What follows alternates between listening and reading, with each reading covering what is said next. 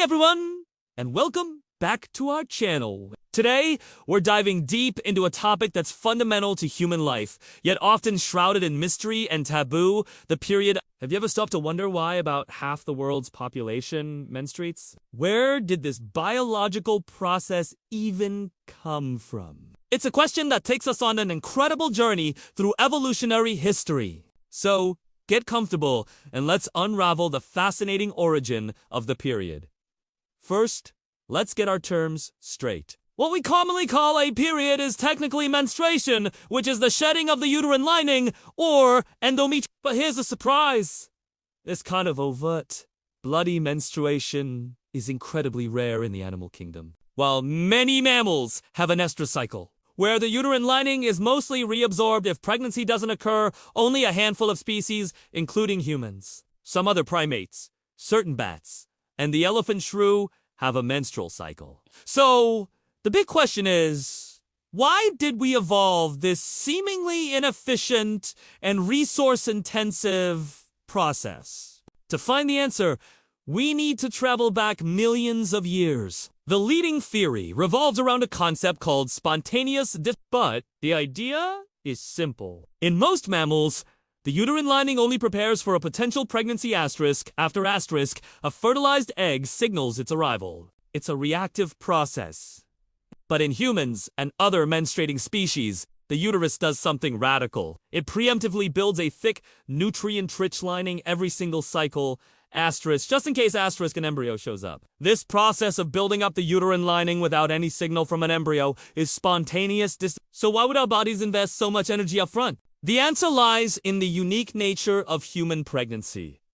Human embryos are incredibly invasive. Unlike in many other mammals, a human embryo burrows deeply into the uterine wall to establish a direct and powerful connection to the mother's blood supply. This aggressive implantation gives the fetus a huge advantage, allowing it to draw all the nutrients it needs to develop our large, energy-hungry brains. Think of it as a biological negotiation, or even a conflict between the mother and the fetus. The fetus wants to maximize its resources, while the mother's body needs to protect itself from being overly exploited. This is where that thick, pre-built uterine lining comes in.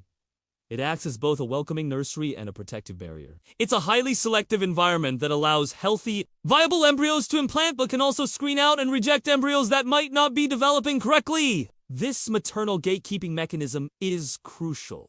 The pre-built lining gives the mother more control over the implantation process, ensuring that she invests her resources in a pregnancy that has the best chance of success. This brings us back to menstruation. If no viable embryo implants by a certain point in the cycle, Manhattan cow of this incredibly lush and energy-expensive uterine lining is simply not sustainable. The body has to reset. So, the hormone levels progesterone drop, signaling the blood vessels in the endometrium to constrict. The lining breaks down and is shed.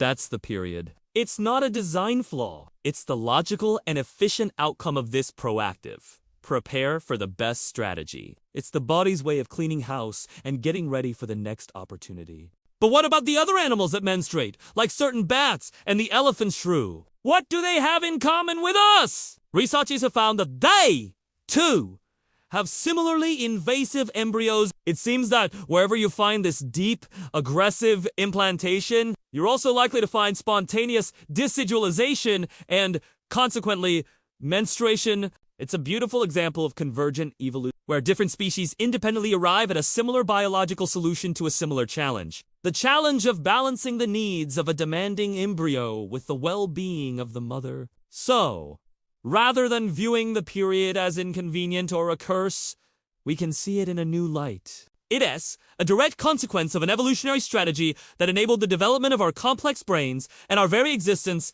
as a species. It's a sign of a powerful and intelligent system that is fiercely protective and highly selective, all to give a potential new life the best possible start. It's a monthly reminder of the incredible evolutionary trade-offs that have shaped who we are. This understanding also helps us destigmatize the conversation around menstruation. It's not something to be hidden or ashamed of.